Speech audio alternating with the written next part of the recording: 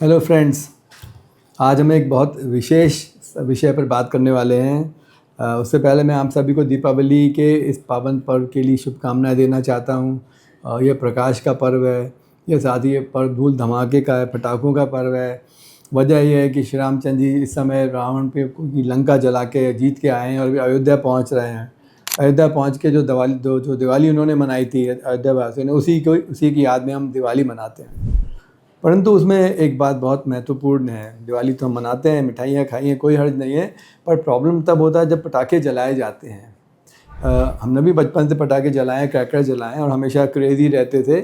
परंतु ये बात बहुत आवश्यक है समझना कि इन पटाखों में जब वो जलते हैं तो कई तरह के केमिकल्स निकल के आते हैं और ये शरीर को नुकसान पहुँचाते हैं। केमिकल्स अगर हम देखें तो कुछ तो सल्फ़र डाइऑक्साइड गैसेज़ होते हैं और नाइट्रोजन के गैसेज़ होते हैं। साथ में वहाँ पे पार्टिकुलेट मैटर होता है। जब पटाखे जलते हैं, धुआं निकलता है, तो ये समस्याएं होती हैं। तो अब ये बताना चाहेंगे कि इनसे प्रॉब्लम क्या होती है। तो ये जो गैसेस होती हैं, ये नॉर्मल व्यक्ति यदि कुछ हद तक इनहेल करता है तो तब तक तो बचा रहता है, परंतु यदि उसकी इंटेंसिटी ज़्यादा हो गई, ये गैसेस हार्मफुल होती हैं, पूरे शरीर को नुकसान करती हैं। खासतौर से लंग्स सबसे वल्नरेबल होते हैं, सबसे ज़्यादा नाजुक हमारे लंग्स होते हैं। तो जब जैसे हम सांस के साथ इनको इनहेल करते हैं, अपने श्वास नलिकाओं के साथ हमारे बॉडी में जाते हैं, लंग्स में जाते हैं, तो नुकसान करते हैं। धूल के कारण पार्टिकुलेट मैटर जो है वो PM 2.5 कहलाते हैं, PM 10 कहलाता है। तो पार्टिकुलेट मैटर 2.5 बहुत महीन पार्टिकल होता है। ये हमारे बाल के डायमीटर से भी 50 गुना कम होता है। तो बहुत फाइन पार्टिकल होते हैं, सीधे वो इनहेल करके हमारे लंग्स में जाते हैं, हमारे खून में भी चले जाते हैं, तो ये नुकसान करते हैं। नुकसान क्या करते हैं?